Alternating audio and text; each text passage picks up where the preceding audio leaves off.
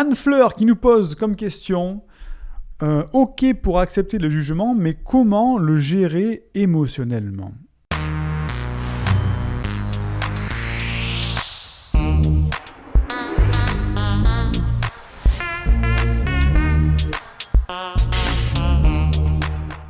Eh bien voilà, excellente question, Anne Fleur. Ok pour accepter le jugement, mais comment le gérer émotionnellement ? Alors il faut savoir que nos émotions, quand elles s'emballent, quand les pleurs montent, quand la colère monte, quand tout ce qui est une surcharge émotionnelle, c'est notre système sympathique-parasympathique qui s'emballe, tout simplement. C'est-à-dire qu'effectivement, c'est comme des crises d'angoisse, en fait. L'accélérateur et le frein, sympathique, parasympathique. Le sympathique s'emballe. Effectivement, ça monte. Et puis, on pleure, on se met en colère, on se met à se battre, on se met à partir, à fuir. Et c'est un emballement physiologique. Au début, à la base, il y a une émotion qui génère ça.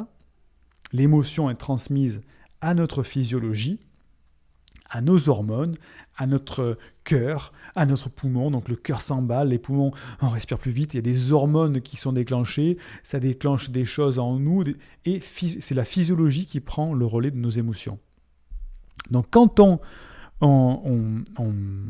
veut gérer émotionnellement le jugement, il faut gérer premièrement notre physiologie. Alors déjà, nos émotions, je viens de t'expliquer comment faire, se détacher, être au clair, faire le point sur ses forces, ses faiblesses, se relativiser, etc. Tout ce que je t'ai expliqué. Mais quand on est sur le jugement et que d'un coup on a une réaction émotionnelle, soit on est transi, soit on est en colère, mais là c'est les émotions, la physiologie. Donc qu'est-ce qu'il faut faire ?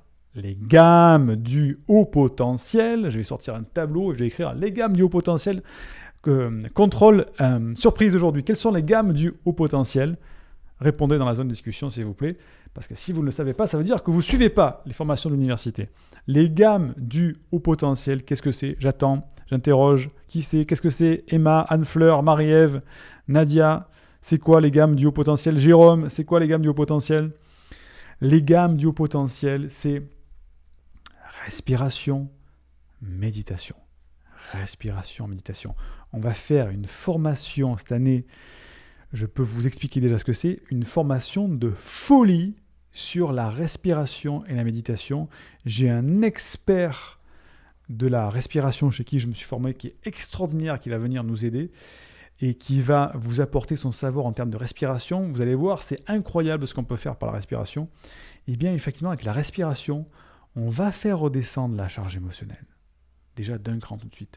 Et la méditation, c'est l'entraînement de fond pour canaliser ses émotions plus facilement. Donc Anne-Fleur, si toi aujourd'hui tu es en surcharge émotionnelle, quand il y a un truc comme ça, le jugement, tout ça, ça veut dire que tu n'as pas travaillé tes gammes derrière. Les bases, l'essentiel.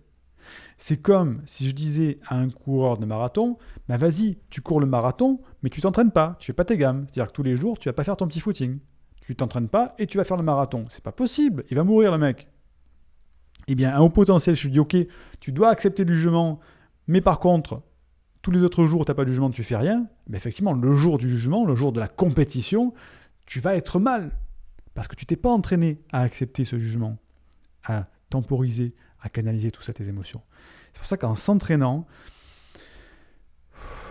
respiration, cohérence cardiaque et d'autres types de respiration, méditation de pleine conscience et d'autres types de méditation que je vais vous enseigner cette année, qui vous permettent de vous entraîner comme ça. Le jour où il y a un jugement et qu'il y a la charge émotionnelle qui vous vient en pleine gueule comme ça, respiration et automatisme de suite qui arrive. Et effectivement, je canalise ce jugement.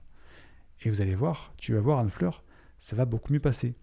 Mais il faut avoir la résilience de s'entraîner tous les jours à ça. C'est un sport de haut niveau. Tu ne peux pas être résiliente et gérer émotionnellement la peur du jugement, etc. Tout ça, si tu ne t'entraînes pas tous les jours à le faire. Ça ne marche pas comme ça.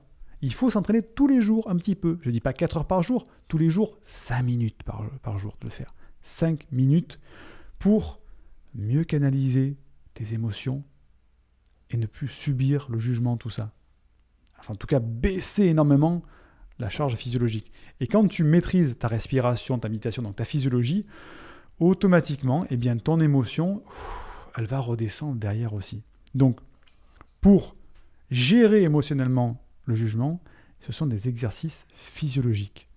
Parce que tu ne peux pas dire « je ne veux plus sentir cette émotion, je ne veux plus sentir cette émotion ». Ça ne marche pas. Par contre, tu peux dire à ton corps « envoie l'information à mon cerveau que l'émotion, ça va bien ».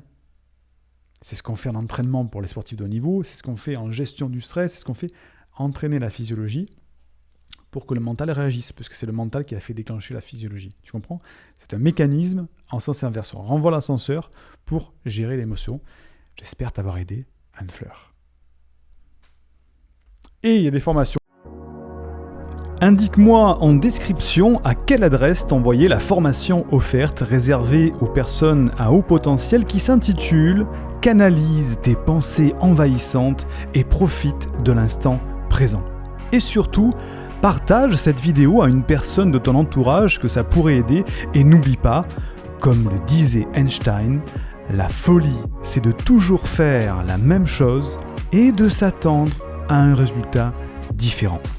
Donc, si tu veux t'épanouir avec ta douance, c'est le moment d'utiliser le bon mode d'emploi, celui qui fonctionne spécialement pour toi, et de changer positivement pour faire de cette terre un monde meilleur.